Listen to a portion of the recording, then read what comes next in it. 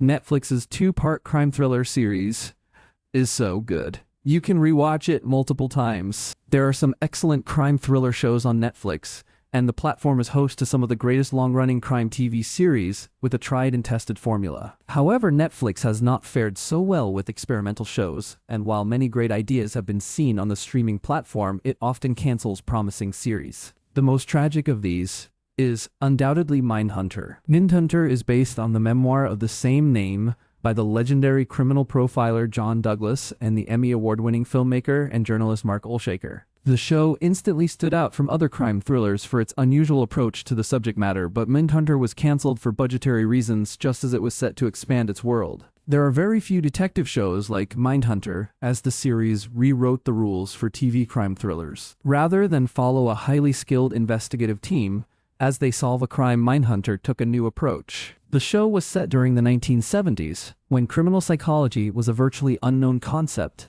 and then allowed its main characters to make mistakes which were often catastrophic. Many modern crime shows that are based on true events dramatize the story to the extent that the show resembles a horror. Mindhunter is dark and cinematic thanks to David Fincher's directing, but it allows the crimes to do the talking. There are surprisingly few moments of real violence in the show, which relies on crime scene photos and chilling monologues from the characters. Mindhunter's understated approach made the few gory scenes stand out while the rest of the show kept up a sense of unease. The events in the series had already inspired movies and TV shows, most notably The Silence of the Lambs, so Mindhunter's more in-depth exploration and phenomenal acting could have made it into a long-running true crime masterpiece. Mindhunter is a crime show that hooks you in the first 10 minutes with its shocking opening scene. Many great TV crime dramas begin by showing the success and genius of their main characters. However, Mindhunter shows Holden Ford working a hostage situation that involves full nudity and a jump scene shooting as it goes horribly wrong,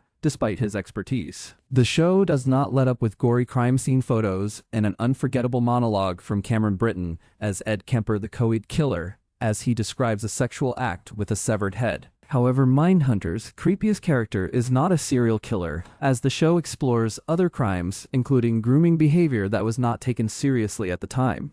The creepy Principal Wade was a real person who is mentioned in the Mindhunter source material. Mindhunter has just 19 episodes lasting between 45 and 75 minutes, each making the show a perfect long weekend binge watch for fans of true crime. That said, while the series deals with extremely heavy subject matter and is not always an easy watch, Mindhunter is a must-watch for viewers with strong stomachs who want to see a better quality crime show. Many great crime dramas do not hold up on a rewatch because they often involve a mystery aspect. Once the killer is revealed or the strategy uncovered, there is no more intrigue. On the other hand, Mindhunter is not an ordinary crime drama, as it works as a character study as well as an exploration of the crime investigation landscape in the 1970s. The 2 seasons of Mindhunter season-year episodes, Rotten Tomatoes critics rating, Rotten Tomatoes audience rating 1 2017, 10 96 95 2 2019 99 99 95. It is well worth researching the serial killers featured on Mindhunter after watching the show for the first time and then going back for a rewatch. It is only then that the actors' spot-on portrayals can be appreciated. David Fincher's cinematography